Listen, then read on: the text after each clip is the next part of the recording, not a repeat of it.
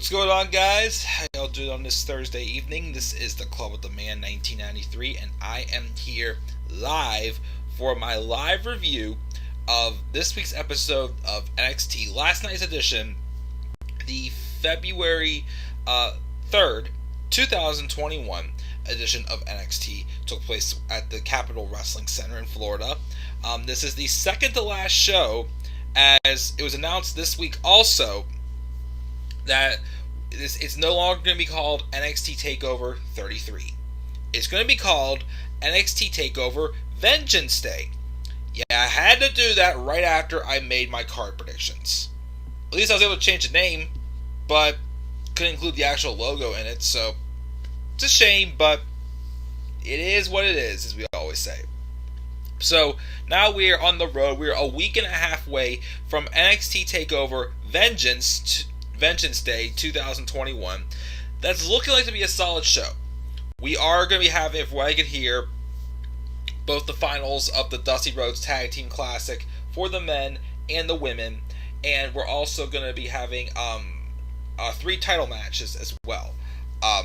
3 of them, the 3 title matches are official. We just got to wait for the final results of the Dusty Rhodes Tag Team Classic. So let's roll in and talk about the show.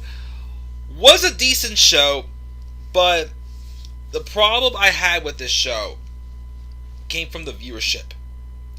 Edge was on this show.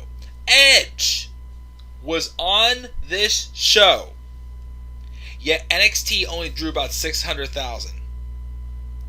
AEW had 800,000 or something like that. It's kind of sad. I mean, I get it. It was an event, like a special event, beach break for AEW, but still only 600,000, and Edge was on the show. Yeah, that kind of sucks. But it was decent. Wasn't anything super duper special.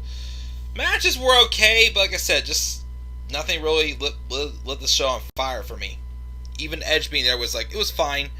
But we'll get into Edge in a second, being in NXT, and we'll talk about that. So make sure to participate if you're there, and we'll go from there.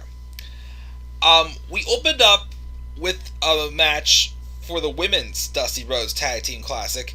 The winner, of course, will go on to the finals to face the winner of the match between Shotzi Blackheart and Ember Moon, and The Ways, Candice LeRae and Indy Hartwell. But we have this match with Kayden Carter and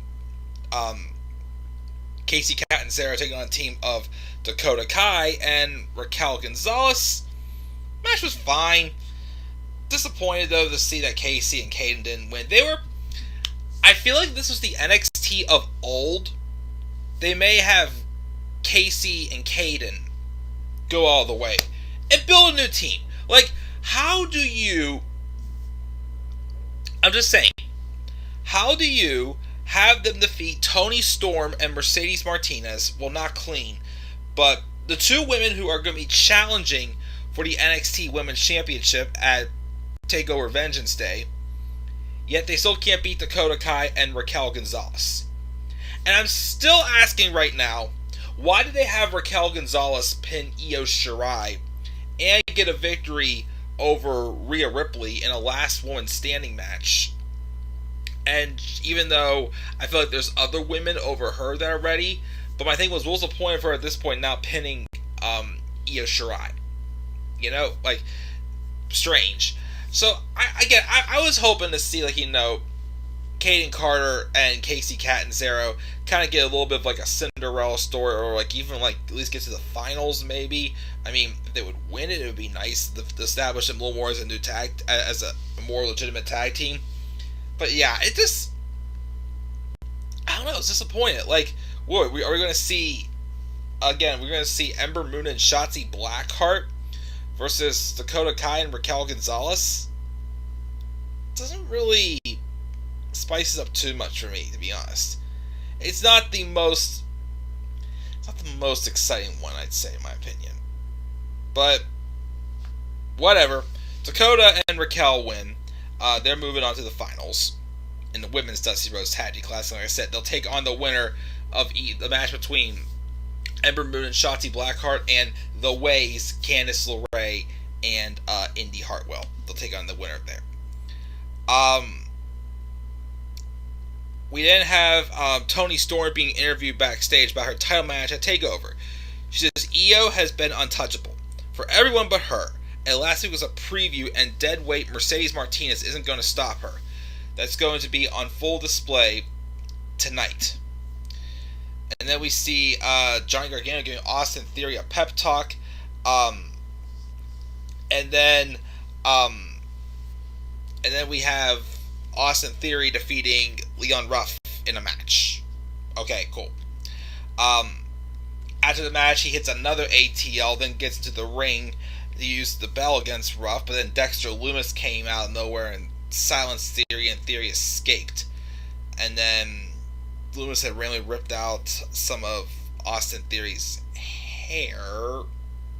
Okay? I don't know if, after Johnny Gargano feuds with Kushida, if we're going to get Johnny Gargano and Dexter Lumis. Was this how it's going? I'm already kind of dreading that one. Again, like I said, I'm okay with Dexter Lumis, but if we're going to have a feud with Johnny Gargano with the way he's being booked now, and I'm continuing to say I don't like it, I'm sorry, I know it's only one opinion, but I don't like how they're booking Johnny Gargano, as I've been saying for months, and have him take on Dexter Lumis and make him even more of like a comedy heel crap stuff. I'm just like, no thanks. Again, not my cup of tea. Just not. Santos Escobar gets a video talking about how he and his Legado del Fantasma boys will win tonight. This is their empire and it's only going to keep growing. And for Kurt's Down and Lucha House Party, the end is near. Then we also get hype for Tyon Shah. An Honorable King once had a son and a younger daughter. The son was corrupted by greed and killed the father. The daughter, Mei Ying, fled into exile. She asked the dragon to teach her how to get vengeance, which he agreed in return for her soul. He taught her 4 things, the last to which to reclaim her throne. Once she had, she realized she had to become and what she feared and instill fear in others. So does that mean she's the one who is Boaz and Xia Li's master, maybe? I don't know. We'll see where that one goes. Legado del Fantasma then defeated Lucha House Party to advance to the semifinals against MSK in the Dusty Rhodes Tag Team Classic. Fine. I mean, nice to see them get the win. I still don't get why Lucha House Party was in NXT to begin with for this tournament, but just fine.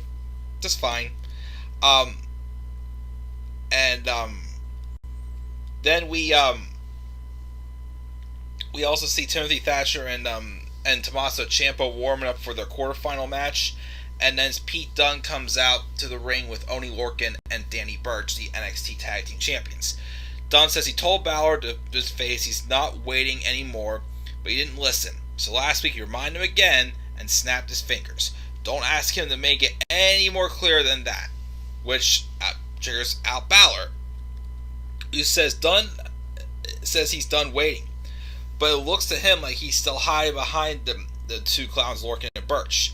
And they debate this point for a second, and Dunne sends the brawlers out of the ring. Balor steps in, and he says he's getting the belt the first chance he gets. That's what Dunne says to Balor. Finn says he's got a takeover, which brings out Edge. He gets out and tells the men in the ring that this is good. WWE often focuses on the E for WWE, but NXT focuses on the second W, which is true.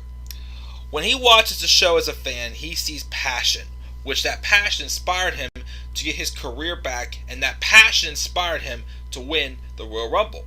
And he puts over both Balor and Dunne as 2 of the best in the business. And he'll be watching their match at TakeOver, because he's never held that, and points to the belt on Finn Balor's shoulder. And depending on the fight he sees at Vengeance Day, And if he hasn't made his decision yet, idea of going after that belt may be very intriguing. So they're continuing to play this storyline again with Edge. Obviously, they're going to leave it very unknown who he's going to face. Either the Raw's WWE Champion Drew McIntyre, SmackDown's Universal Champion, the Tribal Chief Roman Reigns, or now they're teasing NXT's Finn Balor. And here's the thing. A match of Finn Balor and Edge would be awesome to me. I just still don't see it happening. I don't see... If Edge has a lot of options right now on the main roster.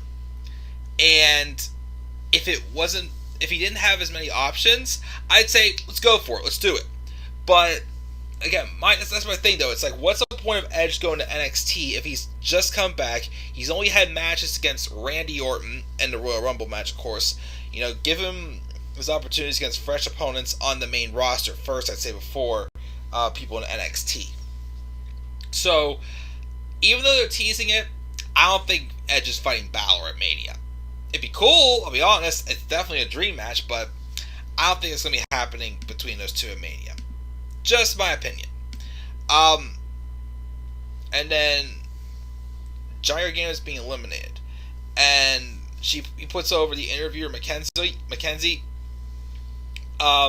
She asks the first two questions and informs him that he has to defend the North American Champion against Kushida at TakeOver, which Johnny freaks out. He wants to go to Regal's office and fire her until Kushida gets out, and Kushida answers the door and tells Johnny he needs an appointment. Regal's busy, and then they get into a random brawl to hype up their North American title match. Look, it's going to be a great match, no doubt about it. In the ring, these guys will put on an awesome wrestling match. Again, I've really liked how, since his feud with the Velveteen Dream, they've really brought out a more aggressive side in Kushida. And I like it. They made him a babyface, though, which is fine. Again, you couldn't have done the same thing for Johnny Gargano. Again, the wrestling match is going to be fun, but dear Lord, the toppings and everything on top of it with Johnny's character, like I said, it's just not working for me. We're supposed to get Toni Storm and Jessie Kamea. It ends in no contest when Mercedes Martinez gets involved and goes right for Toni. Io Shirai comes in and watches them beat her up, and then hits a moonsault off the top of the rope onto both of them. So that's the triple threat that's happening at TakeOver Vengeance Day. Santos Escobar defeats Kurt Stallion, but it was weird. For some reason, Escobar won, but then Karrion Kross and Scarlett were watching them. He goes down to the ring, and he wipes out Legado del Fantasma. And then Kross says they have an ever-growing problem, but he's going to give Escobar the gift of time to think about the inevitable. And Escobar was unfazed, but gets pissed when Kross tells him to run. Why are we doing Karrion Kross versus Santos Escobar? Why are you having... I don't see Karrion Kross fighting for the Cruiserweight Championship. So that's a waste there. Two, if so, why would you have your Cruiserweight Champion job out to a guy who's been put on monstrous matches? I don't know how to feel about this one. So, that's weird. And then, of course, after commercial, though, we see Edge confront Karrion Kross, and Kross tells him his Royal Rumble picked his match at Mania carefully, because in the end, it won't be Finn or Pete, it'll be him holding the title that he never lost. But Edge's like, oh, those words sound threatening, but it can be motivating. And it just might motivate him to come back, and he's not sure if Kross would like that. And then we have Timothy Thatcher and Tommaso Ciampa defeat the Undisputed Era's Adam Cole and Roderick Strong in a very solid match to advance to the semifinals. So, the matches we have left, again, for the women, we have the Ways, Candice LeRae and Indy Hartwell versus Shotzi Blackheart and Ember Moon. And again, the winner will face Dakota Kai and Raquel Gonzalez at TakeOver Vengeance Day. And then, of course, for the men, we're going to have Thatcher and Ciampa and not Undisputed Era, grizzled young veterans who are still my pick to win. And then it'll be MSK versus Gargano del Fantasma. So the winners of those two matches, again, will face off with each other at TakeOver Vengeance Day for the Dusty Rhodes Tag Team Classic. Again, which should be a solid finish. Again, I'm still picking grizzled young veterans, but we'll have to wait and see. Anything else? So yeah, that's basically it. Yeah, that's NXT, guys. Gave it a C+. Nothing special. I mean, the stuff with Edge was cool, but like I said, it was pointless because I still don't see him winning the NXT title or facing Balor. At least right now, at least. But two, again, just the fact that this show only drew at 600,000 and Edge was on it kind of says something for AEW, don't you think? But just my thoughts. So guys, what are your thoughts on NXT this week? Make sure your thoughts down in the comment section below.